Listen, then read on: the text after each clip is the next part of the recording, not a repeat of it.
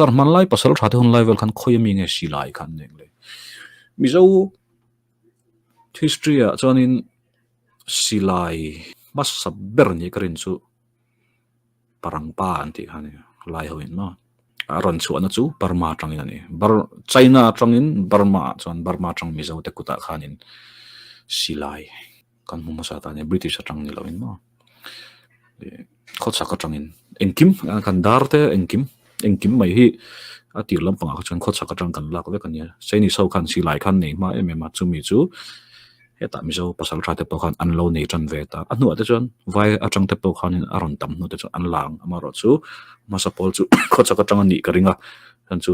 poi pa khan lo nei ma sa de ni lam khotlang atang rong kal chani sen chuan lu sei moni palian hoin an nei karinga parang pa ka chung rei te menang han thun te mase interesting deuh chu gunpowder chu atipuak tu khan ta hi silaya chuanin amuan thuna gunpowder kha an thun phota amuan thuna chuanin an kap trek a he lighter he a trek ani ma ni na taka chuan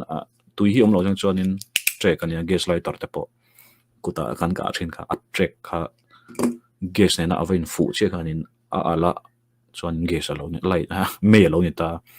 chu tiang che chuan kha me ne na alo in trek ne na alo in fuk che khanin a puak ta kha puak khan silai mu kha a thlo chok ta ni kel zun atong an siam mai makop mai mizo man lai kha ge le kai hnoi tun lai apun chan enge chan ver ni riat pakhat na chuan min kan hoto lo ni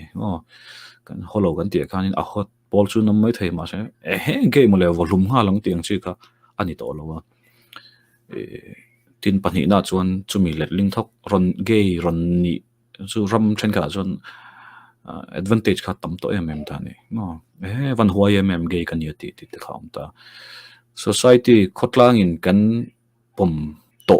awang kan pom to hi ti thayang ani taka chuanin ge hi kholai mola vel ringot la jeli tang nge ngang mishing pa ngai ni manai jon mishing pa ngai ngan ngai lo tlata mi a ngan ngai ka khotlang in apom mi chuanin an pung kan ti khan chin hi om thaya ge reng si in soi chok ngam lo ma se alo acceptable ta kan ka ge ve ni ti ran sei ngam ta te ma se pani na chuan in la ge ve rim ta po kha om thein karinga mai ngai na shelo ge ve to thil lang te po anianga khotlangin kan endong to lo wang ani deuh ber